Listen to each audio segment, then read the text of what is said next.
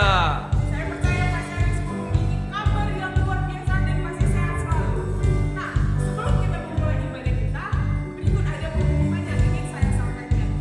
Yang pertama, ibadah Super Sunday diadakan besok pukul 10. Nah, dan ibadahnya dapat kita akses melalui channel YouTube IFCB. Yang kedua, doa malam. Nah, doa malam kita adakan setiap hari Selasa pukul 7. Jadi bagi teman-teman yang rindu untuk doa malam, dapat menghubungi Kak Chris Balani untuk mendapatkan link Zoom-nya. Dan yang ketiga, iCamp. iCamp kita adakan setiap minggu.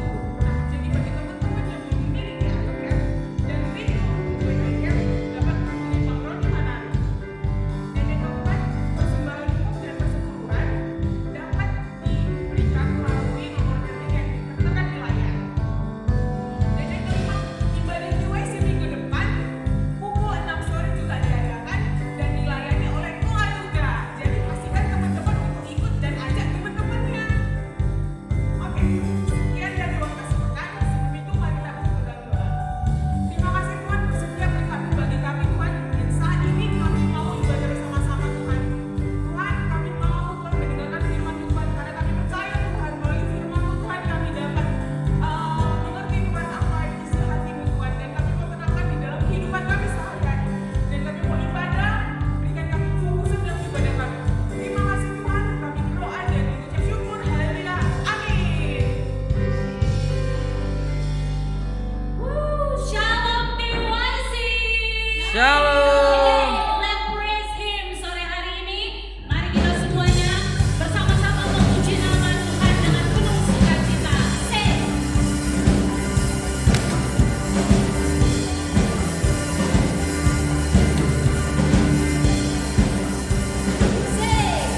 Won't look back. I keep moving forward. I won't look back. I stay amazed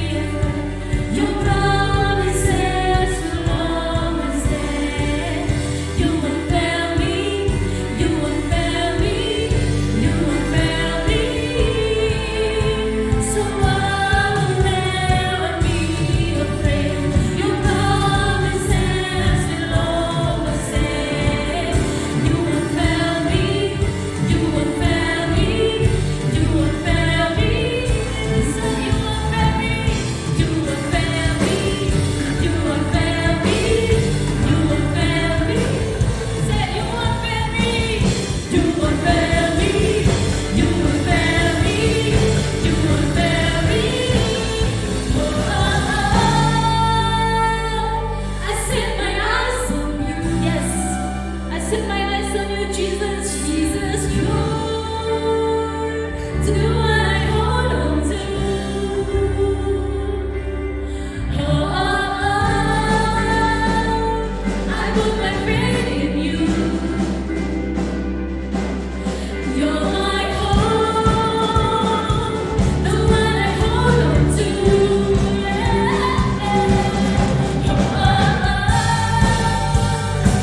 I set my eyes on you, Jesus. You, the one I hold on to.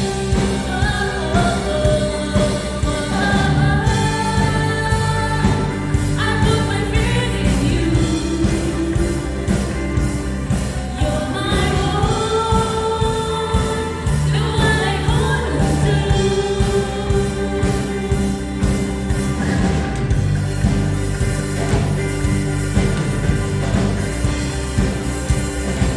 Yesuslah satu-satunya harapan bagi kita. Yes, amin.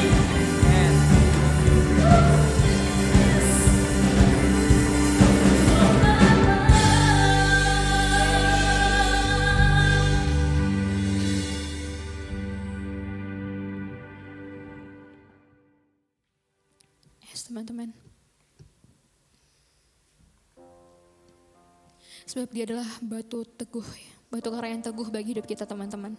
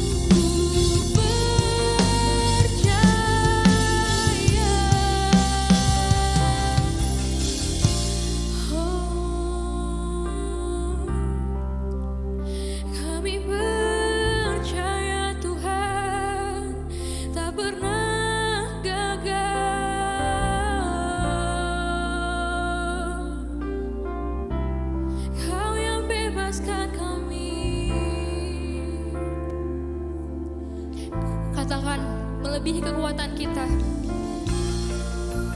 Melebihi akalku, yes God. Tak terbatas kuasa-Mu. Oh Yesusku, katakan sama-sama teman-teman.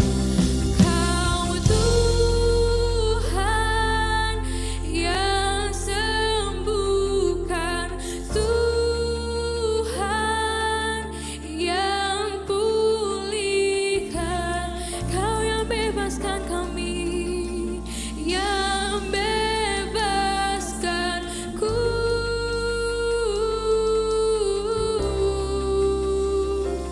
Darah-Mu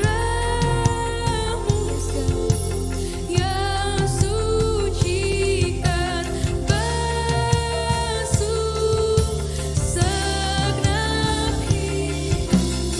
Padamu Tuhan, padamu percaya.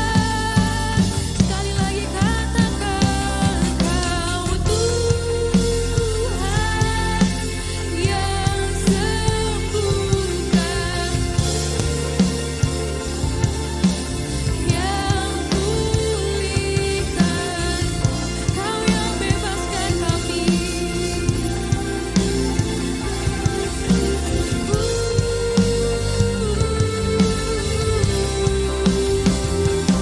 Darah-Mu yang sucikan, basuh, yes God, segenap hidupku. Padamu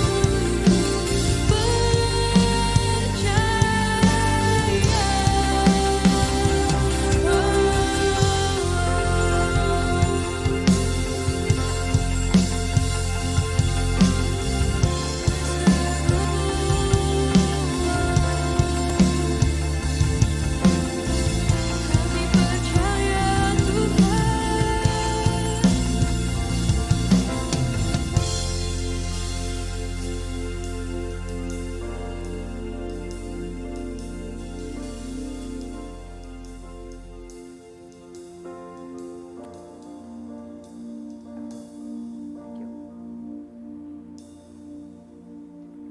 Teman-teman,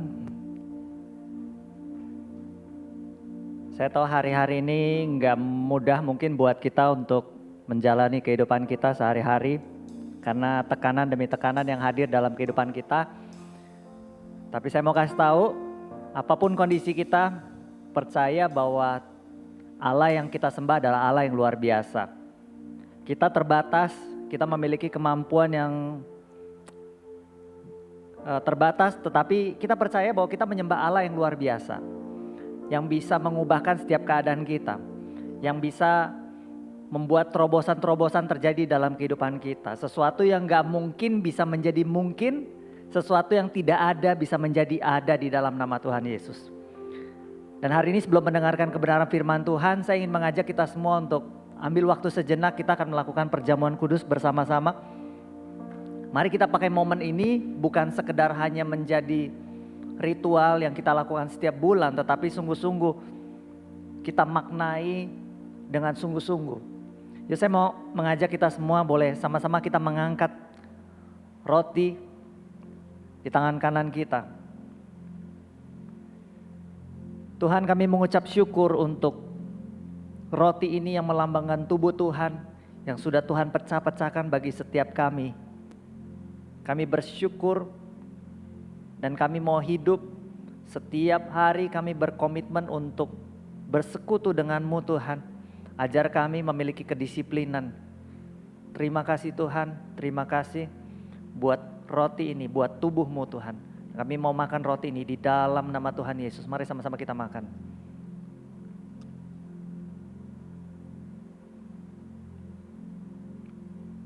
Terima kasih Tuhan. Terima kasih.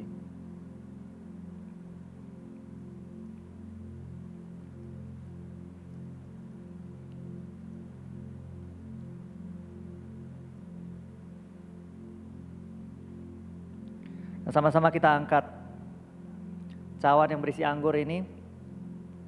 Nah, kita mengucap syukur. Tuhan, kami mengucap syukur untuk anggur yang melambangkan darah-Mu Tuhan. Yang darah yang sudah Kau tumpahkan bagi setiap kami di atas kayu salib. Tanpa darah-Mu, kami semua enggak mungkin ada di tempat ini. Tanpa darah-Mu tidak ada pengampunan.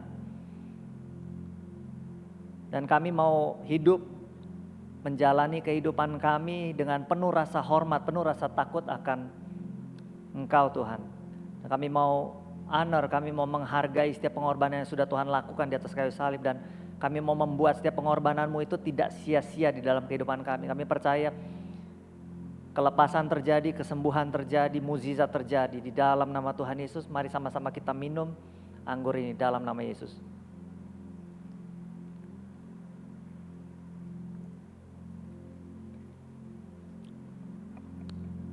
Ya teman-teman, mari kita naikkan ucapan syukur kita di hadapan Tuhan. Bukankah Dia begitu baik dalam kehidupan kita? Bukankah karya penebusannya sungguh luar biasa dalam kehidupan kita?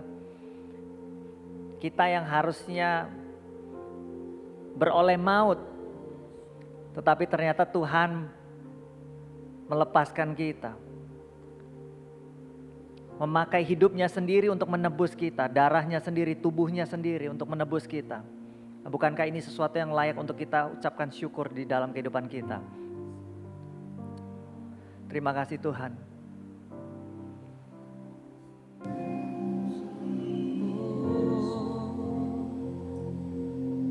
Kami naikkan ucapan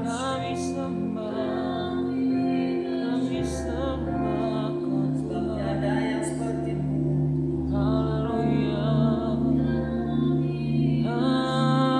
Tiada yang seperti-Mu. Tiada yang seperti-Mu.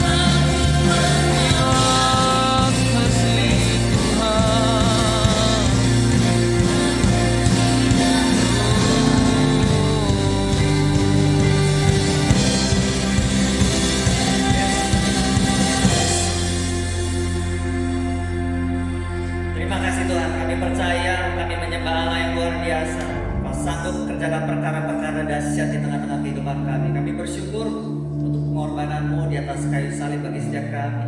Dan kami mau menghidupi setiap hidup kami dengan penuh optimis, dengan penuh harapan menatap masa depan yang Kau berikan bagi setiap kami. Terima kasih Tuhan. Dalam nama Tuhan Yesus. Dan teman-teman, sebelum mendengarkan kebenaran firman Tuhan, mari kita masih semangat semuanya lakukan deklarasi. Siap? 3, 2, 1. Inilah kabar baik. Saya diselamatkan oleh kasih karunia Allah, bukan oleh perbuatan saya.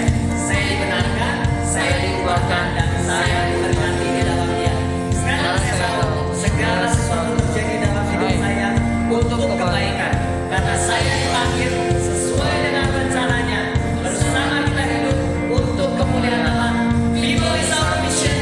Connect with God, make disciples, better destiny. Kasih kemuliaan bagi nama Tuhan. Terima kasih di praise.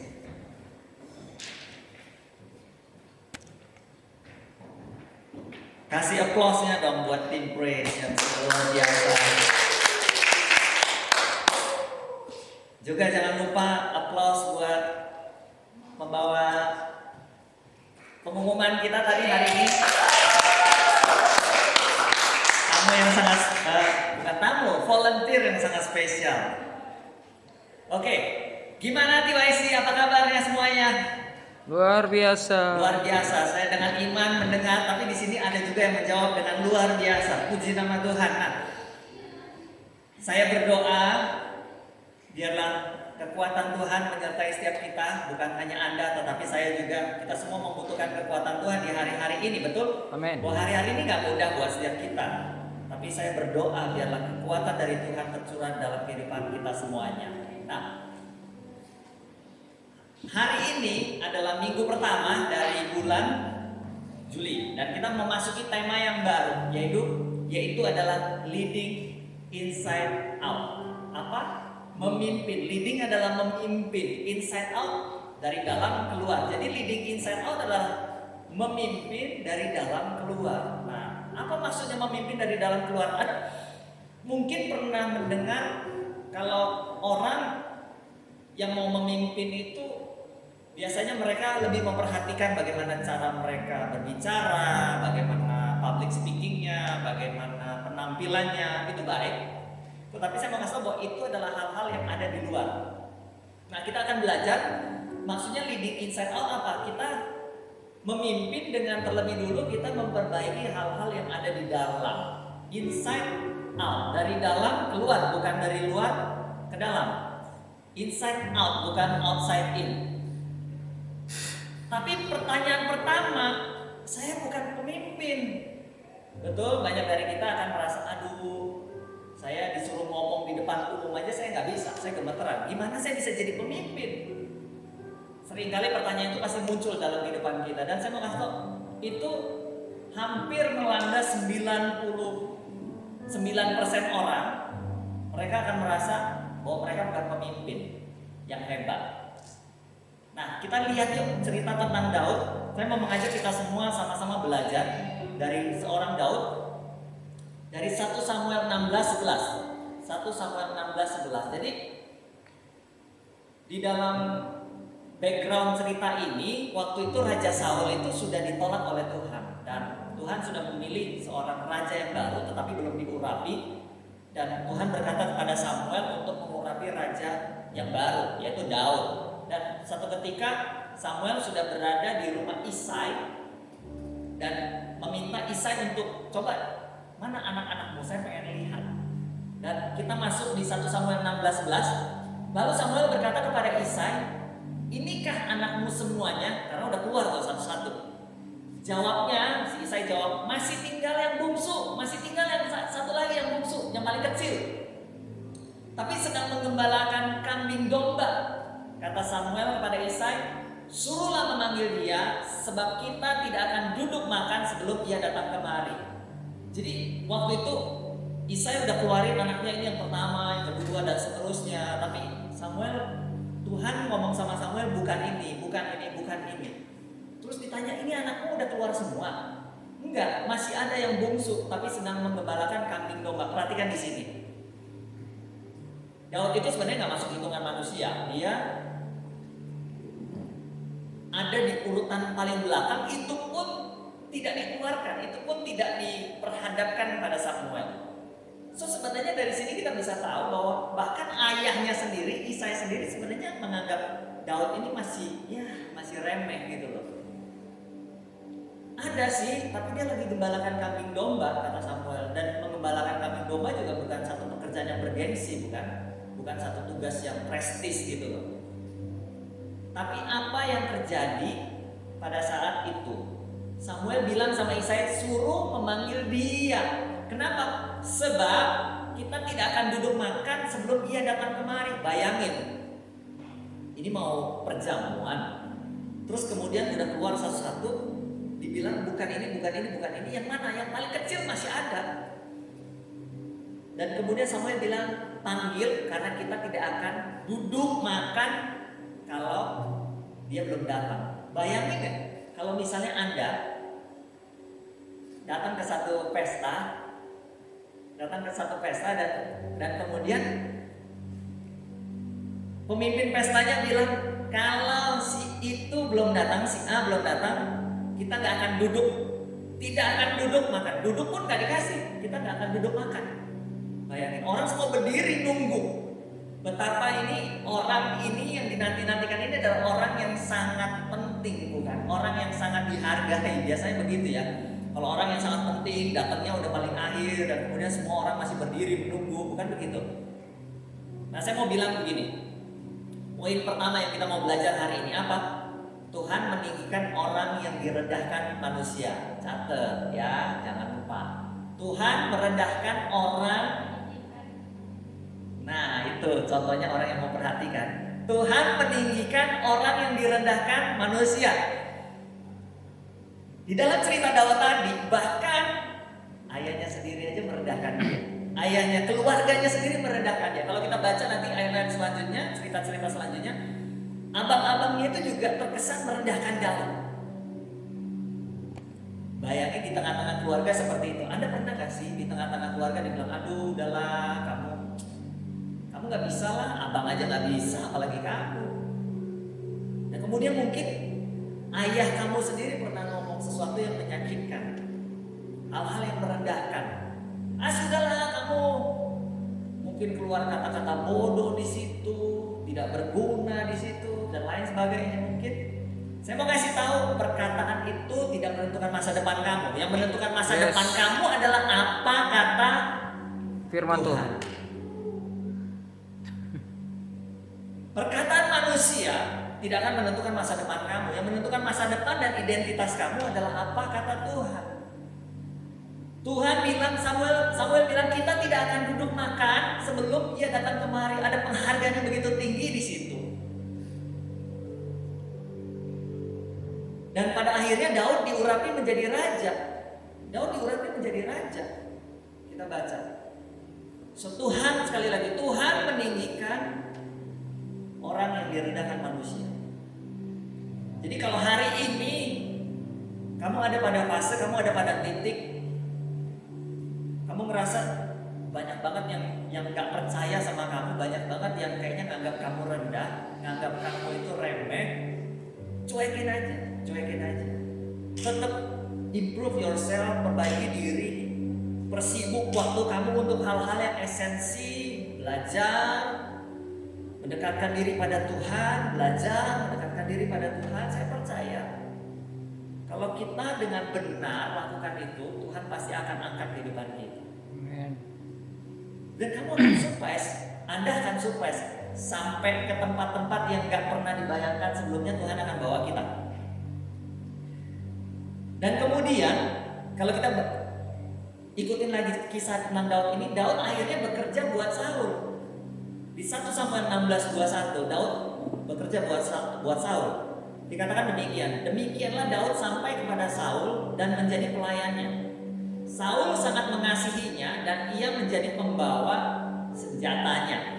Jadi waktu itu Daud itu pinter main kecapi, dan kemudian pada saat Saul dihinggapi roh jahat, Daud bermain kecapi dan roh jahat itu undur daripada Saul. Dan Saul sangat menyukai, sangat memfavoritkan Daud gitu, senang sama Daud.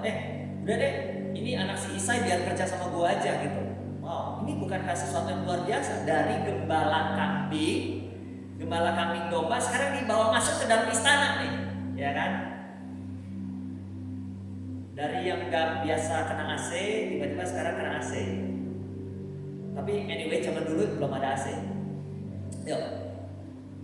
Jadi Daud, dia dari gembala domba kemudian dapat promosi. Sekarang kerjanya lebih prestis, bawain senjata raja. Wah, mana-mana raja dia ikut. Raja ada di sana, dia harus ada di sana karena dia bawa senjata raja. Tetapi ada sesuatu yang luar biasa. Tadi 1 Samuel 16:21 ya. Sekarang kita ke 1 Samuel 17:15. 1 Samuel 17 ayat 15. Dikatakan demikian. Tetapi Daud selalu pulang daripada Saul untuk menggembalakan domba ayahnya di Bethlehem. Bayangin, dia udah dari gembala domba, dapat promosi, terus kerja sama raja. Tapi di masa dia kerja sama raja, dia tetap pulang ke rumah ayahnya untuk apa? Untuk gembalain kambing domba. Saya nggak salah baca kan? Daud selalu pulang daripada Saul untuk menggembalakan domba ayahnya di Bethlehem. Alkitab saudara nggak salah kan?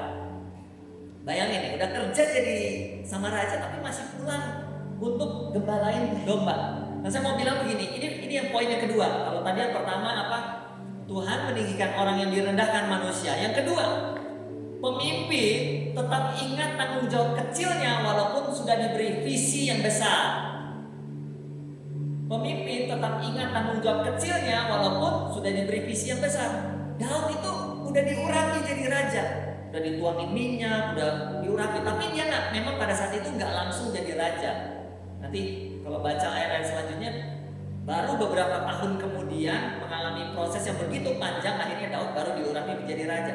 Tetapi artinya waktu itu Samuel udah mengurapi dia sebagai raja. Sudah dibilang ini akan menjadi raja berikutnya.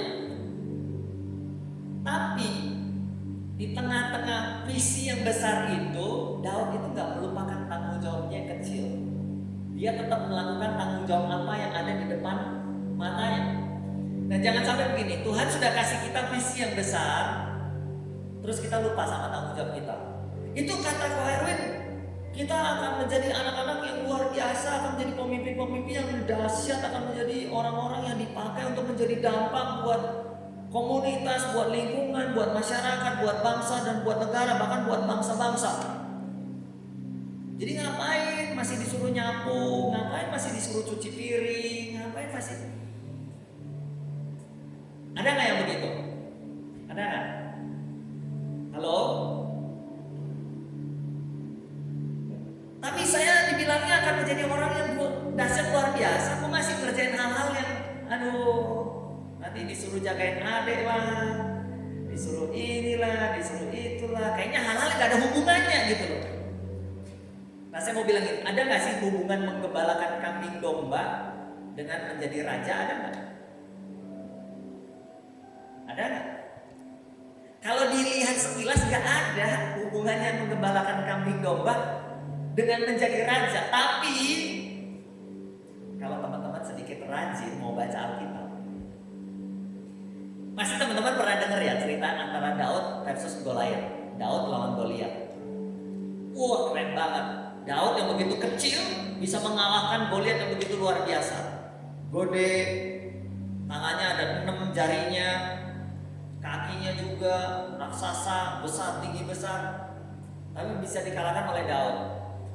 Tapi banyak dari kita yang gak tahu bahwa sebenarnya skill Daud itu sudah didapat jauh-jauh hari pada saat dia tuh jadi gembala. Pada saat waktu dia jadi gembala, dia bilang gini sama Saul. Waktu saya jadi gembala, domba saya kalau diterkam sama beruang, sama singa, itu saya rebut kembali. Bayangin.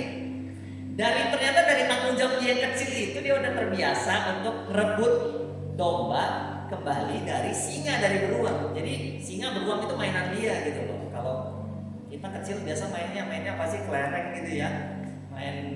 Kalau saya nyebutnya gundu, kelereng. Guli. Kalau di sini ngomongnya apa?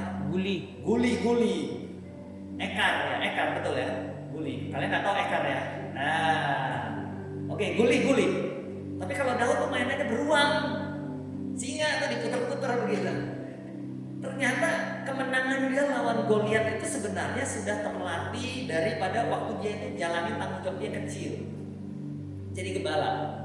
So, pemimpin, walaupun kamu dinubuatkan, walaupun kamu dibilangin kamu akan jadi pemimpin yang luar biasa, pemimpin yang udah tinggi, masih harus ingat ada tanggung jawab kecil yang harus kamu jalankan dalam kamu menggenapi visi yang besar yang Tuhan kasih. Amin. Saya udah dipercaya nih jadi ketua OSIS, jadi ketua kelas, jadi ketua apa lagi? Ketua pramuka, ketua ini, ketua itu, ketua apa lagi? Ketua geng. Jangan ketua geng. Saya udah dipercaya jadi ketua, tapi ngapain saya harus beresin ranjang sendiri sih, Mak? Gitu loh. Well, anak-anak muda, inside out. Benahin dulu yang ada di dalam. Nanti yang di luar itu otomatis.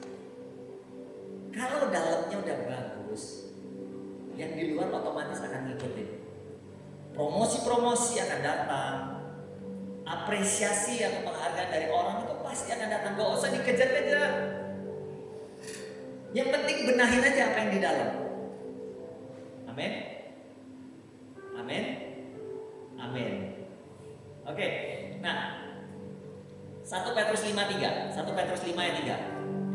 Janganlah kamu berbuat seolah-olah kamu mau memerintah atas mereka yang dipercayakan kepadamu, tetapi hendaklah kamu menjadi teladan bagi kawanan domba itu. Ini ngomong gembala nih, pemimpin nih. Dipesenin begini, Petrus bilang begini, jangan kamu buat seolah-olah kamu mau perintah-perintah aja. Jangan, tapi kamu harus jadi teladan. Nah, ini poin yang ketiga yang kita mau belajar hari ini. Tadi poin yang kedua apa? Pemimpin tetap harus ingat tanggung jawab kecil walaupun sudah dikasih visi besar. Yang kedua, yang ketiga, pemimpin selalu melakukan terlebih dulu. Pemimpin selalu melakukan terlebih dulu. Apa yang kita ingin supaya orang lain lakukan, kita buat dulu, kita lakukan dulu. Kalau kita mau menjadi apa, misalnya pemimpin yang kita maunya setiap kali dengar sharing atau khotbah catat, ya udah kita mulai kita dulu catat. Setiap kali ada yang sharing catat. Kemudian misalnya kita jadi pemimpin di sekolah deh, kita ngomong sebagai ketua kelas. Kalau ketua kelas itu biasanya apa sih? Ngumpulin tugas ya. Benar ya, ngumpulin tugas. Nah, kalau kita mau ngumpulin tugas semuanya pada on time, mulai dari kita dulu kerjain tugas on time. Kalau kita maunya jadi pemimpin yang kalau bisa orang-orang pada dengar, ya kita harus bisa belajar jadi orang yang bisa dengerin orang dulu, bisa dulu dipimpin sama orang lain. Kalau kitanya sendiri gak bisa mimpin diri kita, gimana kita mau memimpin orang lain? Rokok, terus bilang, jangan ngerokok lu. Tapi sendirinya pegang rokok. Bisa gak? Gak bisa. Jadi dulu apa yang kita bayangkan orang lain bisa ngikutin, baru orang lain akan mengikuti. Lakukan terlebih dulu, baru orang lain akan mengikuti. 1 Samuel 18:5. 1 Samuel 18 ayat 5. Daud, kita kembali kepada Daud ya. Daud maju berperang dan selalu berhasil kemana juga Saul menyuruhnya. Sehingga Saul mengangkat dia mengepalai para prajurit. Hal ini dipandang baik oleh seluruh rakyat dan juga oleh pegawai-pegawai Saul. Jadi Daud sebelum jadi raja yang hebat itu, yang memimpin dengan cara luar biasa, dia juga dulunya perang. Daud maju berperang. Sebelum dia nyuruh-nyuruh orang perang, dia udah tahu. Dia udah pergi dulu berperang, dia udah ngerti medan peperangan itu seperti apa. Taktik-taktik peperangan seperti apa dia udah menguasain. Bahkan sampai orang nyanyi. Saul mengarahkan beribu-ribu tapi Daud berlaksa-laksa. Itu satu pujian yang diberikan kepada Daud karena Daud tuh banyak banget ngalahin orang. Banyak banget dalam peperangan dia udah lalui. Jadi sebelum kita mau perintah dulu orang, jangan ngerasa gue jadi pemimpin udah deh main perintah-perintah aja. No, tetapi kita sebagai pemimpin yang leading inside out. Yaitu apa? Pemimpin yang lakukan dulu. Melakukan terlebih dulu. Melakukan terlebih dulu. Coba deh tanyain pada diri Anda. Lebih terinspirasi sama pemimpin yang kalau mimpin tuh hanya bisa perintah-perintah aja, atau pemimpin yang dia terlibat. Kasih semangat, kelihatan berjuang bersama-sama dengan kita. Coba pikir baik-baik. Dan kalau Anda menjawab bahwa oh yang nomor 2 dong, yang nomor 2. Oke, pertanyaan selanjutnya. Apakah Anda pernah jadi pemimpin yang seperti itu? Ya. Nah, menjadi pemimpin selalu dimulai dengan membenahi apa yang ada di dalam. Sifatnya itu bertahan lama. Kalau yang ada di dalam itu sifatnya dia bertahan lama. Enggak sebentar. Tapi yang di luar itu penampilan, cara ngomong dan lain sebagainya itu hanya sementara. Karena itu ada di luar. Aksesoris gitu loh, tambahan. Jadi benerin dulu. Kalau kita ngomong-ngomong tentang Daud ya. Ada sesuatu yang luar biasa. Pada waktu Daud belum menjadi raja, Saul masih menjadi raja. Beberapa kali dia itu sudah mau dikejar oleh Saul, mau dibunuh. Daud mau dibunuh oleh Saul. Tapi pada saat Saul lengah, ada beberapa kali kesempatan, setidaknya ada 2 kali kesempatan dicatat dalam Alkitab. Daud itu memiliki kesempatan bisa membunuh Saul, tetapi itu gak dilakukan. Bayangin, orang yang mau ngejar-ngejar kita, mau membunuh kita punya kesempatan bunuh dia, tapi gak dilakukan. Padahal waktu itu Daud sudah mau diurapi untuk menjadi raja. Tapi Daud tidak melakukan. Kenapa? Karena Daud tahu bahwa Saul adalah orang yang diurapi oleh Tuhan. Dan dia gak mau menjamah orang yang diurapi oleh Tuhan. Karakter yang seperti inilah menurut saya yang membuat seorang Daud itu bisa dia bertahan. Bisa menjadi raja yang luar biasa. Sampai kalau kita baca ya, kitab raja-raja itu dan selanjutnya. Itu banyak sekali raja-raja yang melakukan kesalahan dan Tuhan itu mengingat Daud. Kamu sebenarnya mau saya gini, tapi karena Daud. Well, hari ini saya berdoa Anda, yang pertama Anda adalah pemimpin. Apapun itu, walaupun kecil, paling tidak Anda adalah pemimpin buat diri Anda sendiri.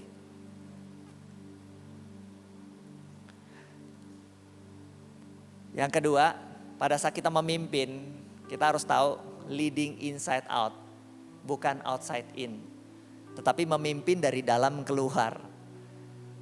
Ada satu perubahan dari dalam, maka yang di luar akan otomatis mengikuti. Amin. Amin. Hari ini firman Tuhan gak panjang. Saya akan cukupkan dan saya ingin berdoa bagi Anda semuanya. Nah, saya percaya ada hal-hal yang bisa kita belajari bersama-sama dari kebenaran firman Tuhan ini. Dan yuk sama-sama kita berdoa. Tuhan, kami mengucap syukur buat malam hari ini. Terima kasih untuk kebenaran firman Tuhan. Dan hari ini aku ingin berdoa Tuhan secara khusus buat orang-orang yang mungkin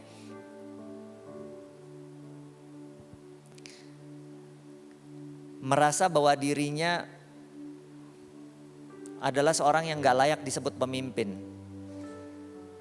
Dan aku bilang kalau misalnya itu adalah perkataan-perkataan manusia yang selama ini mengintimidasi. Atau mungkin bahkan orang-orang yang ada di sekitarmu, orang-orang dekatmu, bahkan keluargamu sendiri. Saya mau katakan bahwa itu tidak mempengaruhi masa depanmu. Masa depanmu adalah ada di tangan Tuhan, ada di dalam setiap perkataan Tuhan. Nah, hari ini kami mau cabut segala intimidasi, kami mau cabut segala gambar diri yang rusak. Identitas yang tidak benar yang sudah ditanamkan bertahun-tahun oleh orang lain. Kami mau cabut itu. Dan kami mau amini untuk setiap perkataan firman Tuhan, bahwa kami adalah orang-orang yang dahsyat, yang diciptakan secara luar biasa. Tuhan mendesain kita semuanya untuk menjadi orang-orang yang berhasil, untuk menjadi orang-orang yang luar biasa di dalam nama Tuhan Yesus. Dan aku berdoa Tuhan yang kedua untuk setiap anak-anakmu, anak-anak TYC, untuk mereka mulai melihat ke dalam, memperhatikan ke dalam. Ajar kami Tuhan, supaya kami belajar tidak lagi mengejar apresiasi dari orang lain, tidak lagi mendasari kehidupan kami hanya dari komen, hanya dari likes, hanya dari follower kami, hanya dari pertemanan kami, tetapi kami mendasari kehidupan kami, membenahi hidup kami dari dalam, mengatur disiplin hidup kami, memiliki saat teduh yang benar, hubungan yang benar Tuhan denganmu. Dan kami percaya hal-hal yang di luar Tuhan akan berikan, promosi-promosi Tuhan akan berikan dalam kehidupan kami. Dan aku berdoa buat setiap anak-anakmu yang hari-hari ini mengalami pergumulan demi pergumulan, kami percaya Tuhan akan berikan kekuatan, Tuhan akan beri jawaban, Tuhan akan berikan solusi dalam kehidupan kami semuanya. Berkati mereka, berkati juga studi mereka, struggling mungkin dalam skripsi, dalam tugas-tugas yang lain. Tuhan akan berikan kekuatan, Tuhan akan berikan ide-ide yang baru terjadi di dalam nama Tuhan Yesus. Terima kasih, kami serahkan semua kehidupan kami ke dalam tangan-Mu Tuhan. Hanya di dalam satu nama, yaitu nama Yesus, kami berdoa dan mengucap syukur. Haleluya, sama-sama kita katakan amin. Selamat hari Minggu. God bless you. Bye-bye.